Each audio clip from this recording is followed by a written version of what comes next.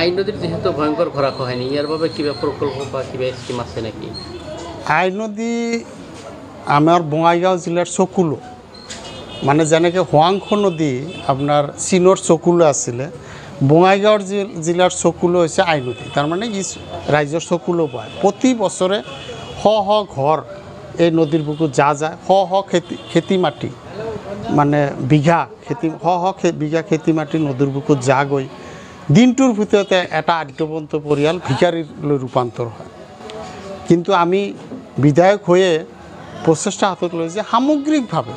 একেবাৰে বঙাইগাঁও জিলাত মানে আই নদীৰ গৰাখহনীয়া যাতে প্ৰতিৰোধ কৰিব পাৰোঁ তাৰ কাৰণে বিধানসভাৰ ভিতৰে বাহিৰে আপোনালোকে গমে পায় সংবাদ গোষ্ঠীৰ লোকসকলে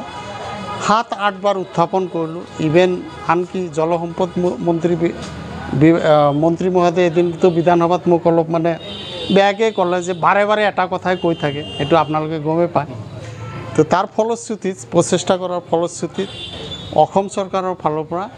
ইতিমধ্যে 345 কোটি টকা আঁচনি এটা তেওঁলোকে কেন্দ্ৰীয় চৰকাৰলৈ প্ৰস্তাৱ প্ৰেৰণ কৰিছে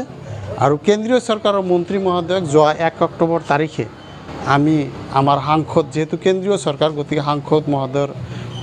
লগত আমি গৈ পেলাই এটা দাবী উত্থাপন কৰিছোঁ আৰু স্মাৰকপত্ৰ প্ৰদান কৰিছোঁ আমি আশা কৰোঁ যে অতি সোনকালে যেহেতু বহুত ডাঙৰ স্কিম বহুত পৰীক্ষা নিৰীক্ষা হ'ব অলপ সময় ল'বই কিন্তু অতি সোনকালে কামটো আৰম্ভ হ'ব বুলি আশা কৰিব পাৰি আৰু এই কামটো আৰম্ভ হ'লে আমাৰ বঙাইগাঁও জিলাত আই নদীৰ গৰাখহনীয়াৰ পৰা আমি সম্পূৰ্ণৰূপে নিৰাপদ হ'ম আৰু তেতিয়াহ'লে বঙাইগাঁও জিলাত যিটো গৰাখহনীয়া সমস্যা বানপানীৰ সমস্যা সেয়া 90% আই নদীৰ পৰাই আহে গতিকে আমি 90% সকাহ পাই যাম